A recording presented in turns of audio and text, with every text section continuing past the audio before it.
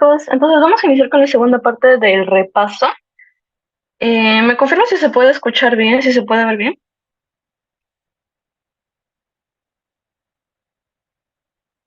Ah, sí, María, se ve y se escucha. Ya, ok. Ya, entonces vamos a avanzar un poquito rapidito. Vamos a iniciar con la primera pregunta. En este caso, nos hablan de ya.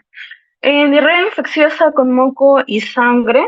Uno de los siguientes agentes no debe ser considerado como causante del problema. Te piden cuál es el agente etiológico, que en este caso no tendría nada que ver con un caso de diarrea infecciosa con moco y sangre. Entonces, en primer lugar, tenemos que recordar cuáles son las características de la diarrea. Tenemos tres formas en las que generalmente se puede describir en este caso. En primer lugar tenemos a la diarrea acuosa, que generalmente se va a describir como si fueran diarreas, no, perdón, heces blandas, acuosas. Luego tenemos a la esteatorrea, que justamente se refiere a aquellas en las cuales hay una excreción de más de 7 gramos al día de grasa, grasa alimentaria. Y luego tenemos a las disentéricas, las cuales van a ser aquellas heces que van a venir con sangre, o que en todo caso van a venir mucopurulentas, por así decirlo. Ya, entonces teniendo en cuenta esto, estamos hablando de reinfecciosa. En este caso sería más de tipo disentérica. Ya, entonces hay que hacer un breve recordatorio de la clasificación, en este caso, de los tipos de diarrea. Tenemos diarrea aguda y tenemos diarrea crónica. La diarrea aguda va a ser aquella que va a tener una duración menor a las 2 semanas. También pueden hablar, por ejemplo, de una diarrea de tipo persistente. Ya, aquella se va a durar entre más o menos entre 2 a 3 semanas. Y luego tenemos a las diarreas de tipo crónicas, las cuales van a durar más de 3 semanas. Ya. Entonces, en las diarreas agudas tenemos dos tipos, las diarreas infecciosas y las diarreas no infecciosas. En las infecciosas, por ejemplo, tenemos las causas de tipo viral, parasitaria y las bacterianas. En las parasitarias tenemos a los norovirus, a los citomegalovirus, y en las parasitarias, y esto he visto que sí les han preguntado, van a tener a lo que es la entamoeba histolítica, que como su nombre indica, viene de histo, de tejido, y lítica, de lisis, es decir, va a haber una destrucción del tejido digestivo. Entonces ello va por consiguiente, como va a haber una destrucción del tejido, va a producir lo que son diarreas de tipo sanguinolentos.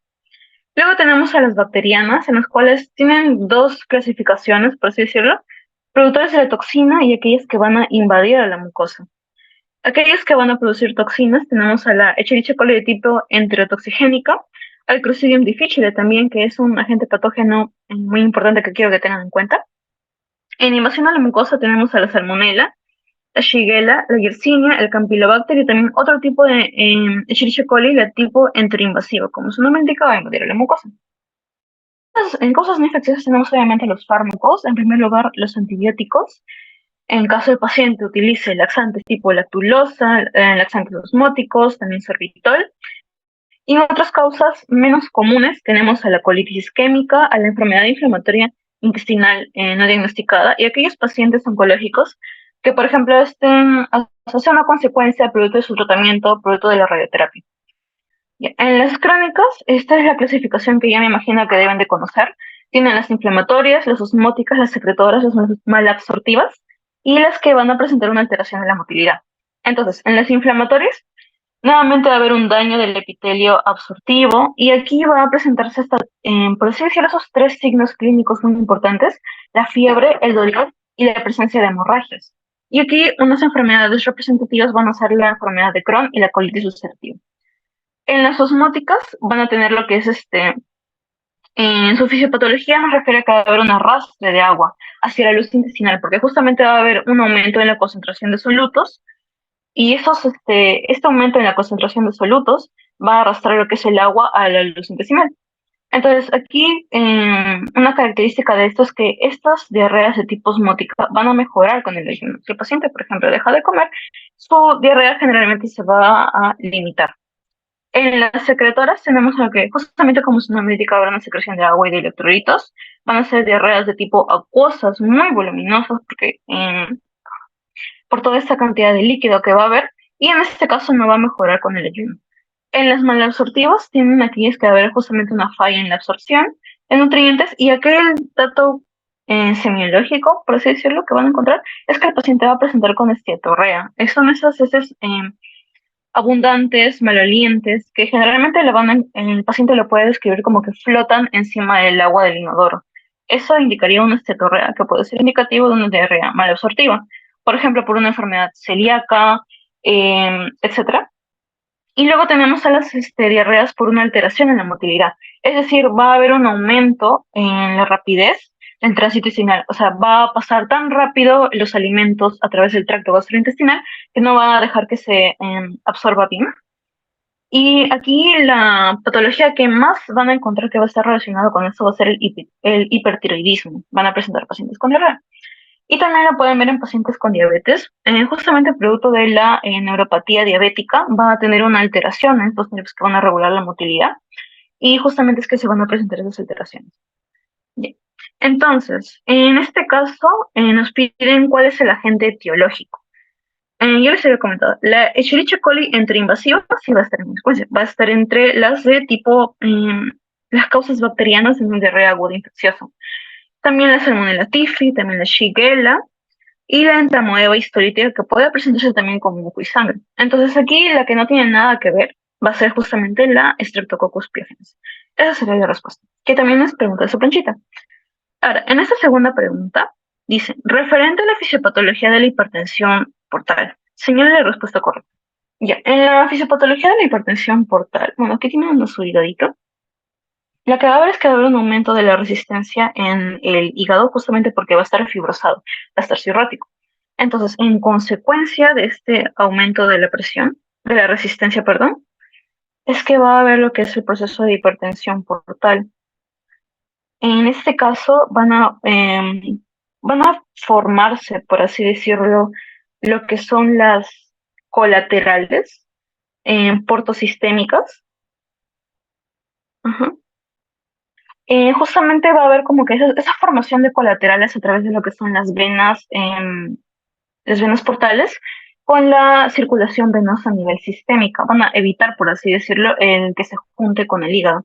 Entonces, producto de esta hipertensión portal, van a ver que va a haber una vasodilatación esplácnica, justamente porque si pueden ver acá, la sangre no va a fluir por este lado. Entonces, se va a producir lo que es una éstasis en todo esto de lo que es la vena esplánica. Entonces, como va a haber un aumento de sangre, es que se va a dilatar porque va a haber esta acumulación de sangre, se va a dilatar, va a haber una vasodilatación esplénica. Y justamente como también puede haber esta vasodilatación esplénica, puede producirse un aumento de lo que es la hemocateresis. Y justamente uno de los datos de laboratorio que pueden encontrar en estos casos sería la disminución de las plaquetas, justamente por esta hipertensión incluso esplénica que puede haber. Entonces el paciente puede presentar tromocitopenia, incluso pancitopenia, justamente por este aumento de la hemocateresis. Ya. Ahora, tienen lo que es la vasodilatación esplénica y esto va justamente en su fisiopatología, va a causar una hipotensión. El paciente va a estar hipotenso. Y en consecuencia de esto es que va a haber una activación de lo que es el eje renina-angiotensina-aldosterona, justamente para tratar de compensar esta hipotensión. Ya. También producto de esta vasodilatación esplénica va a haber un aumento de flujo en este lado y esto va a causar lo que es un aumento del gasto cardíaco. Entonces, no, perdón. La activación del eje renina-angiotensina va a causar lo que es una hipervolemia, producto de la compensación que va a crear. Y esta hipervolemia va a causar lo que es la retención de agua y de sodio. Y esta retención de agua y lo que es un aumento del gasto cardíaco y por consiguiente un aumento del flujo que también va a estar muy relacionado con que se siga agravando la hipertensión portal. Bien. Entonces, en este caso, ¿qué nos piden? Existe una disminución de la resistencia intrahepática, no porque les había comentado que como el hígado va a estar más fibrosado, la sangre no va a dejar que pase correctamente a través de estos sinusoides. Entonces, no va a poder, va a haber un aumento de la resistencia intrahepática, producto de la fibrosis. Entonces, esta de acá no es. Hay una vasodilatación esplénica y sistémica, les había comentado que sí. Justamente como va a haber esta especie de sangre, no va a circular, va a quedarse en esta zona de la vena esplénica y va a causar una vasodilatación. Se forman colaterales portopulmonares. Esta clavecita de acá, esta parte de portopulmonares, es lo que me logra ya la clave. porque en realidad van a formarse lo que son las colaterales portosistémicas, porque en realidad estas colaterales, por ejemplo, van a ver que se van a unir con las venas esofágicas y las venas gástricas, y esto en consecuencia del aumento de de la presión portal es que van a generar lo que son las varices esofágicas y gástricas, que han visto ya que va a ser una de las principales causas de hemorragia digestiva alta, que puede cursar, por ejemplo, con milena, que puede cursar con hematemesis, incluso con hematopesis, que el sangrado es muy abundante. Entonces no van a ser portopulmonares, sino van a ser portosistémicas. Hay una disminución del flujo venoso portal. Como va a haber una activación del sistema renina-angiotensina, es que va a haber un aumento del flujo por un aumento de retención de agua y sodio. Entonces, esa de acá no es tampoco. Y se va a inactivar el eje renina-angiotensina, ese de acá tampoco, porque va a haber una activación en cambio de esta, para tratar de compensar, por así decirlo, la hipotensión que va a ser originada por la vasodilatación hispánica. Entonces, aquí la clave sería la letra B. Ya. Y aquí para tratar de dar una vista un poco más general de cómo es la cirrosis, pueden ir completando sus hojitas si quieren.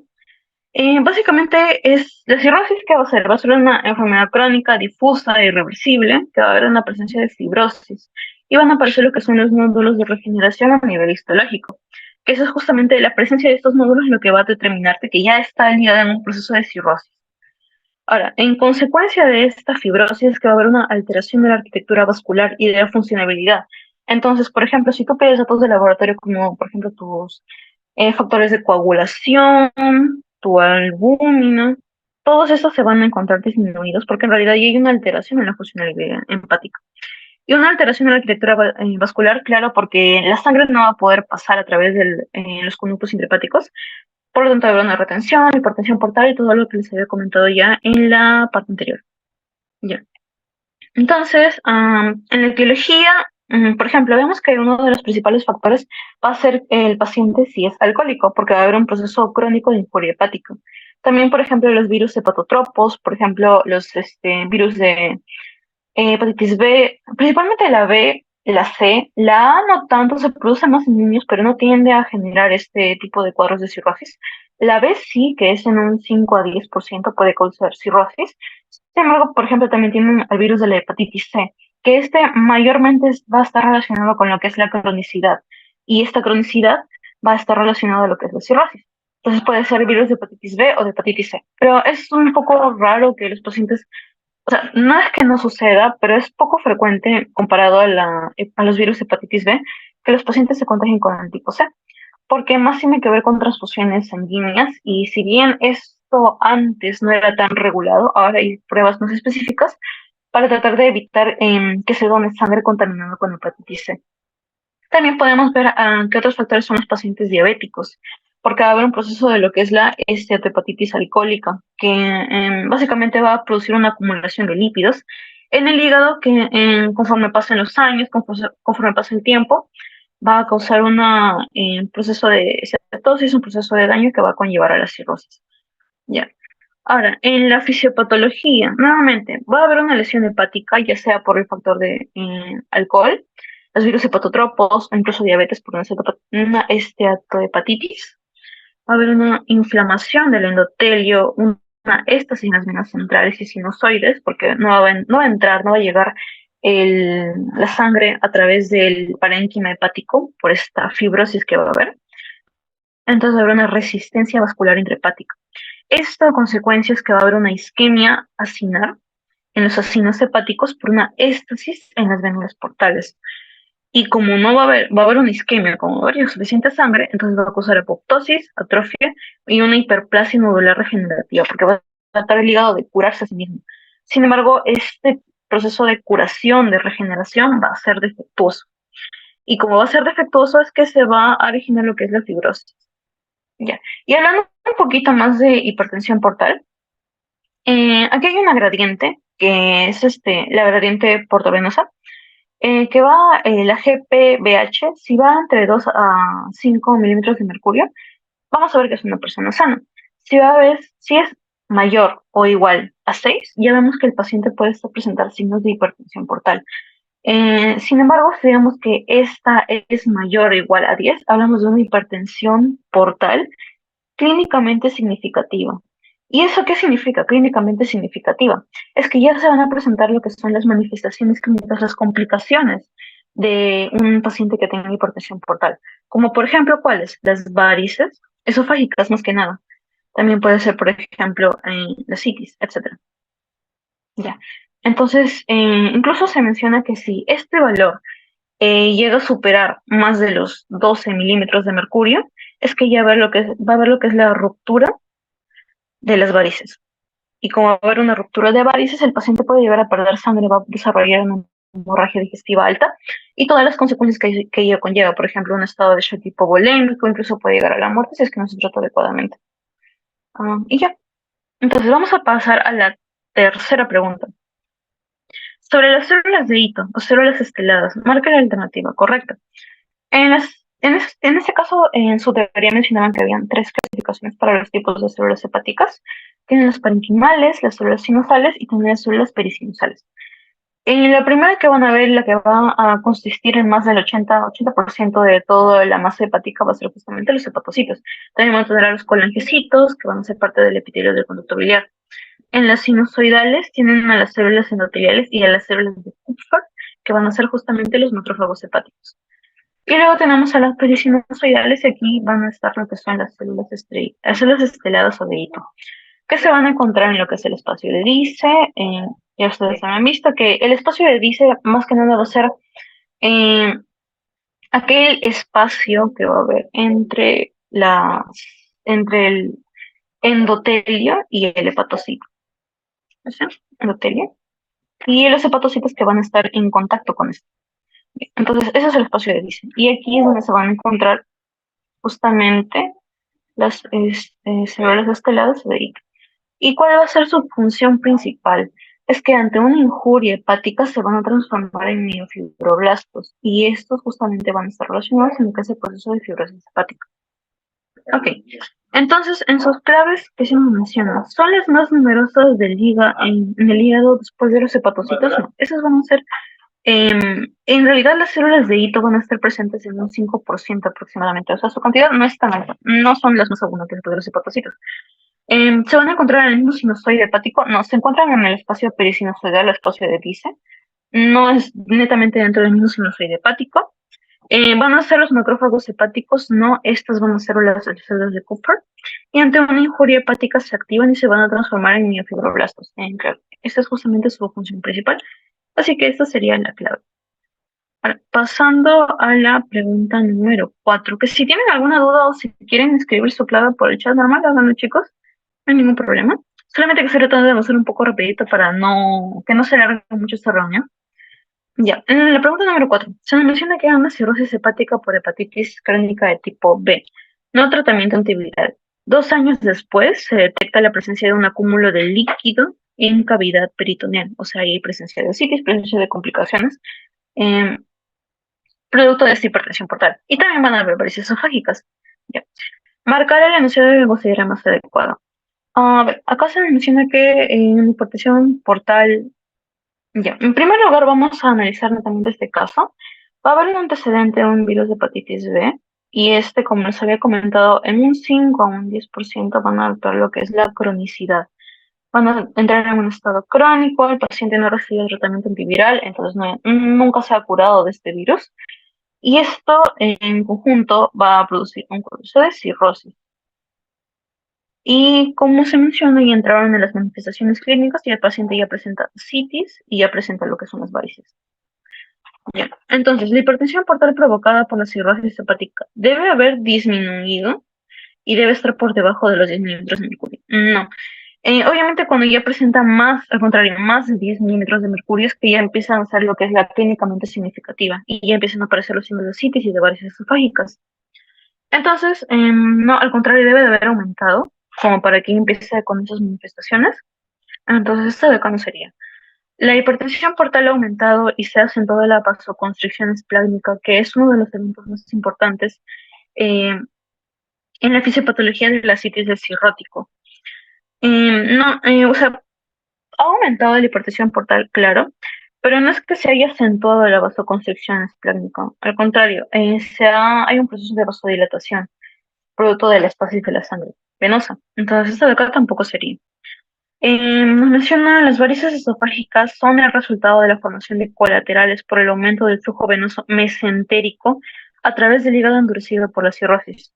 No, esta partecita de mesentérico es una alternativa un poco engañosa, que si se quedan solamente en las primeras palabras pueden que intenten marcar esta, pero este dato de mesentérico está errado, porque en realidad lo que va a haber es un aumento del flujo venoso portal, no sistémico. Entonces, esa de clave tampoco sería. Y a la clave número C, al persistir la injuria hepática producto de la cronicidad del virus de hepatitis B, la fibrosis hepática ha progresado, acentuándose la hipertensión portal, y esto va a determinar la aparición de complicaciones de la cirrosis, como la citis y las varices esofágicas. Esa de acá sí es la clave correcta. Ujú. Esa sería la respuesta, la clave número C. Luego tienen la pregunta número 5. Mujer de 36 años quien consulta por una baja de peso, de posiciones sueltas, o sea, presenta diarrea, algunas blanquecinas desde hace 2 años. Y blanquecinas, esas blanquecinas básicamente te refiere a colia. Ya. Además, refieren dolor abdominal que la despierta por la noche. Ese es un dato muy importante que quiero que tengan en cuenta. Pocas son las patologías pocas son las patologías o el dolor debe ser tan intenso como para que la paciente la despierte prácticamente de dolor en la noche. Refiere que una hermana murió siendo niña de una enfermedad pancreática y pulmonar. Luce adelgazada por la pérdida de peso, las amílesas están elevadas, los triglicéridos también. Ahora, una radiografía de abdomen simple revela calcificaciones proyectadas en la zona epigástica. ¿Cuál no sería la enfermedad que está relacionada con este cuadro clínico? Ahora, vamos a ir por las claves. La primera nos hablan de la fibrosis quística. Y no sé si habrán escuchado de esta, de la fibrosis quística, a lo mejor en su capítulo de neumología. Pero lo que es la fibrosis quística, más que nada es lo que es la fibrosis quística, va a ser una mutación del gen CFTR. CFTR, y justamente este gen, producto de esta mutación, de esta alteración, va a causar lo que es una disfunción de los canales de cloro. Y producto de eso es que va a haber un transporte ineficiente de lo que es el cloro y el sodio. Y producto de este transporte ineficiente va a producir lo que es la producción de lo que es este moco espeso, que básicamente puede afectar a lo que son los pulmones, pero también puede afectar otras vías. Por ejemplo, en el caso del tracto digestivo, puede afectar lo que son las vías pancreáticas. O sea, este moco difícil, este moco espeso, va a obstruir a las vías pancreáticas, por ejemplo, y esto puede conllevar a una pancreatitis. También puede afectar a otros conductos, por ejemplo, los conductos deferentes en el caso de los varones, y esto puede que cause infertilidad. Ya. Entonces, ¿qué pasaría si es que nos está hablando de una pancreatitis? Por ejemplo, si es que la paciente está presentando un cuadro de fibrosis quística. En este caso va a haber una lesión, una injuria en el páncreas, y esta lesión causaría una elevación de lo que son las enzimas pancreáticas. En este caso, ¿de cuáles estaríamos hablando? De las amilasas y también de los triglicéridos, justamente porque no van a haber las enzimas, las lipasas encargadas de digerir esos triglicéridos. Entonces va a haber, puede presentarse también lo que son las esteatorreas, porque los triglicéridos no van a ser digeridos y se van a concentrar en la sangre.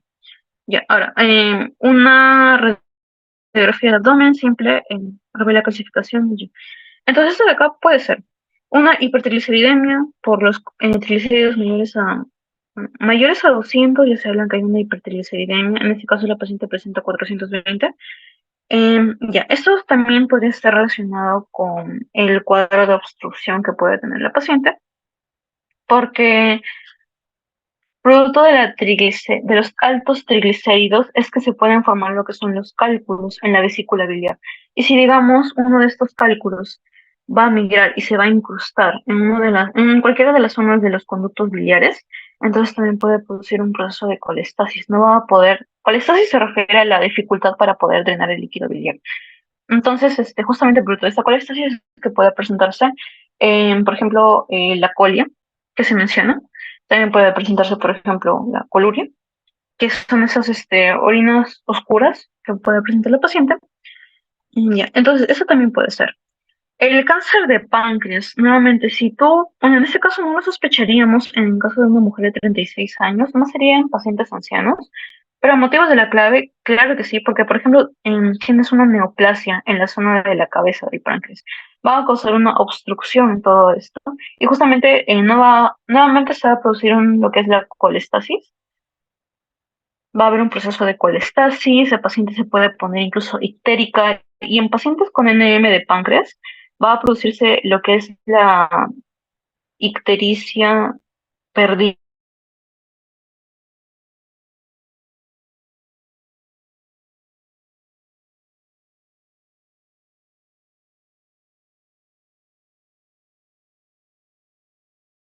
clínica, o sea, tan grave hasta un tono medio verdoso. La ictericia dislipidemia nuevamente, claro que sí puede estar relacionada por lo que es la formación de los cálculos biliares. Entonces, ¿cuál sería la enfermedad que no está relacionada con este cuadro clínico? Sería lo que es el traumatismo abdominal. Porque básicamente ya refiere a la paciente que tiene un cuadro de hace 2 años, o sea, no es tan agudo. Igual es poco probable que un cuadro de traumatismo abdominal pueda generarte toda esta clínica que se menciona, porque más se están hablando de un cuadro obstructivo, a lo mejor una ictericia incluso posthepática. Ya. Ahora, en la pregunta número 6, varón de 82 años, quien llega a servicio de emergencia por un dolor abdominal intenso, fiebre, prefiere estar estreñido, crónico y que el dolor le empezó hace 4 días en el cuadrante inferior izquierdo abdominal. Temperatura de 38, bueno, presenta fiebre, está hipotenso, disneico, adelgazado, abdomen distendido y doloroso en la palpación profunda. Presenta matidez despasable. Cuando te hablan de matidez despasable, significa que ya el paciente presenta ascitis. Ausencia de edema en miembros inferiores. Y al efectuarse una paracentesis, el líquido sale turbio y es informado con neutrófilos de 900 por milímetro de mercurio, por milímetro cúbico, perdón.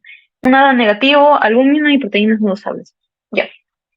Entonces, primero vamos a hablar de la ascitis, la acumulación de líquido en la cavidad peritoneal. Ahora, la ascitis va a tener diferentes. A ver, en primer lugar, la ascitis puede ser clasificada por una ascitis leve, en las cuales, por ejemplo, le podemos diagnosticar por medio de una ecografía y van a detectarse por ecografía cuando presenta más de los 50 mililitros de líquido. Puede ser también una moderada, que también ya van a presentar, va a ser clínicamente significativa y se va a encontrar más que nada con cantidades entre 3 a 6 litros. Luego tenemos a la severa, que el paciente ya puede cursar, por ejemplo, con disnea, con complicaciones con pérdida de peso, porque tanta va a ser la cantidad de líquido que incluso no va a permitirle respirar bien, va a haber una obstrucción en lo que son el tracto gastrointestinal, va a haber una pérdida de peso significativa. Y aquí hablamos de severa cuando sean mayores a los 6 litros. Ahora, respecto al aspecto del líquido acítico. Por ejemplo, nosotros hablamos de un líquido acítico traslúcido, amarillento, y cuando vean esta característica, más que nada se refieren a una ascitis producto de una cirrosis. Si ven, por ejemplo, una que sea turbia, que sea espesa, más que nada sería por causas infecciosas. Por ejemplo, en los acíticos, bueno, acíticos cirróticos, por ejemplo, una de las complicaciones más frecuentes y más mortales también es la PBE o una peritonitis bacteriana espontánea. Justamente por eso es que si ven a un paciente que tiene ascitis y que tiene fiebre, pueden sospechar de inmediato en que se trata de una PBE. Y también, por ejemplo, si ven que el líquido cítico, al contrario, es medio sanguinolento, por ejemplo, podríamos hablar de neoplasias malignas, por ejemplo, una carcinomatosis peritoneal o incluso producto de un trauma. Ya. Entonces, en este caso, el paciente está con un líquido turbio, o sea, puede ser una infección, presenta fiebre. Otra vez puede tratarse de un caso de una PBE, está hipotenso ya. El hada negativo, si el hada fuera positivo, nosotros estaríamos pensando a lo mejor de una ascitis producto de una TBC. El hada negativo generalmente va a ser cuando los valores sean mayores a 30 o 40. Ya.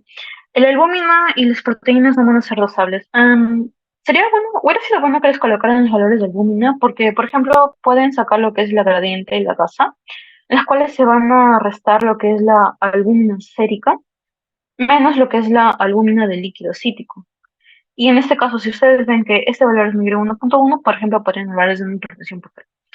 Ya. Entonces,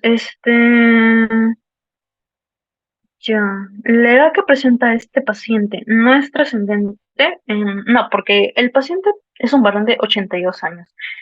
Todo paciente que sea adulto mayor tiene cierto riesgo. O sea, la primera posibilidad ante este cuadro que les puede venir, obviamente, debería de ser una carcinomatosis peritoneal, una metástasis hepática, cualquier proceso neoplásico producto de su edad avanzada.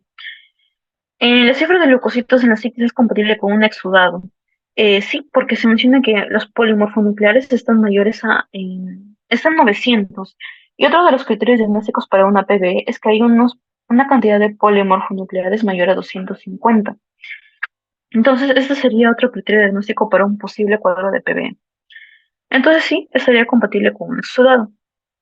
Ya. El aspecto del líquido acítico es compatible con un trasudado. Nuevamente, esto no sería el caso porque es turbio, es espeso. Otro sería el escenario si fuera translúcido, amarillento, pero acá ya nos estamos hablando de un líquido acítico por un probable proceso infeccioso. El dolor que refiere no permite localización de órgano afectado. En realidad, en pacientes con ascitis, pacientes con PBE, pueden incluso manifestar este dolor abdominal que puede ser, por ejemplo, puede ser como que un dolor que está más relacionado a la zona hepática, etcétera.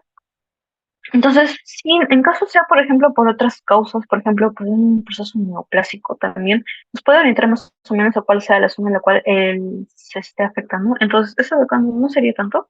Y una ecografía abdominal no cuantifica el contenido acítico. En realidad sí lo puede cuantificar. Generalmente en la ecografía se puede determinar ya si es que el paciente presenta citis por el líquido libre, cuando ya presenta valores medibles hasta los 50 mililitros. Entonces, aquí en la pregunta número 6 la clave sería la B. Ya. Uy, me quedan 10 minutos. Ya. La pregunta número 7 para avanzar más rapidito. Hombre de 44 años consulta por orinas de aspecto amarillento que le manchan la ropa interior, malestar general y decaimiento hace 3 semanas. Refiere haber viajado a Cuela hace 3 meses, nivel de dolor abdominal, una hemoglobina de 14, o sea, no presenta anemia. TGP se encuentra muy elevado, 1200. Leucocitos normales, linfocitos de 52%, bilirrubina total de un 5% y bilirrubina directa 3,8. O sea, hay un proceso de hiperbilirrubinemia con predominio directo.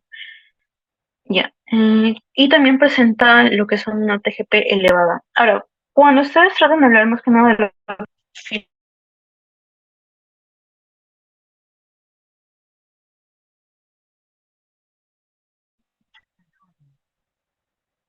parece que me salió un ratito, no sé si se habrá cortado.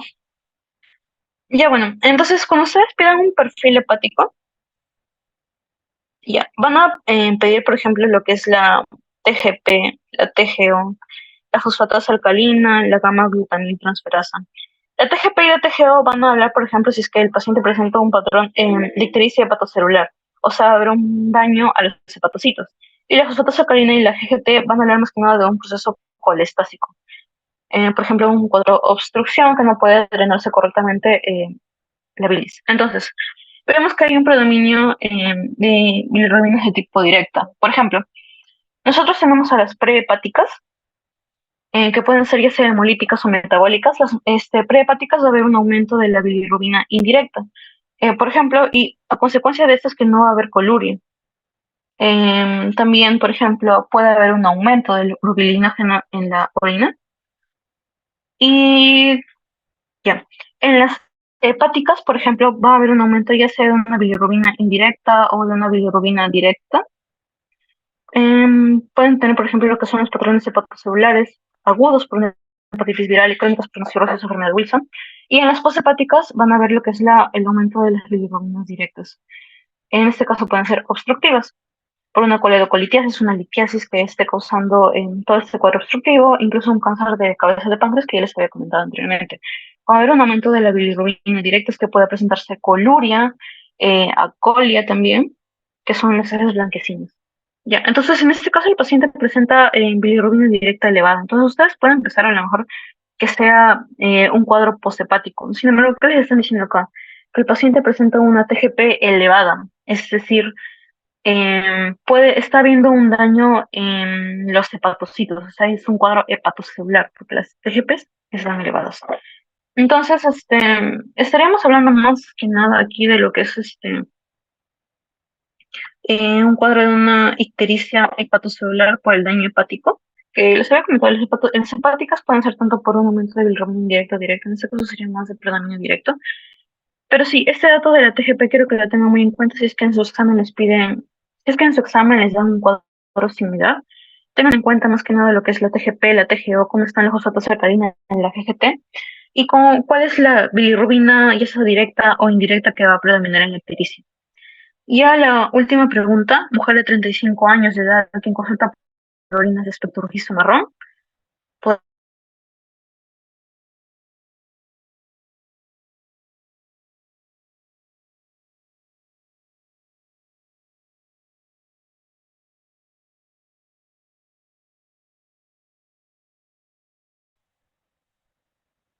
ya.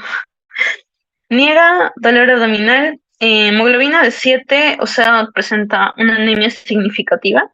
Su TGP está en 50, o sea, está bien, o sea, no hay un patrón hepatocelular, no hay un daño en los hepatocitos.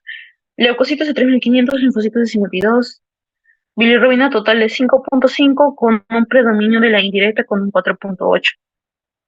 Ya, nuevamente lo que les había comentado aquí, en las prehepáticas va a haber un aumento de la indirecta, en las hepáticas puede ser tanto directa como indirecta, y en las poshepáticas más que nada sería un aumento de la bilirrubina directa. Y aquí lo que ustedes les están comentando es que hay un predominio de la bilirrubina indirecta, y como va a ser indirecta, estaríamos más que nada hablando de una ictericia de tipo prehepático. Y esa sería la clave, prehepática, porque en bilirrubina indirecta elevada no hay daños, o sea, no hay una elevación de la TGP ni de la TGO, entonces no estaríamos hablando de un daño celular. Ya, eso sería todo. Más que nada, traté de avanzar un poco rápido porque estamos un poco cortos con el horario. Ya, no sé si por ahí estarán algunos de los chicos de Nefro.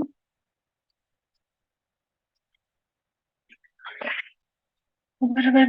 Si tienen alguna duda, pueden escribirlos normal por el chat. Si algo no les quedó claro, si a lo mejor avancé muy rápido en alguna parte y no entendieron bien. Ujú. A ver,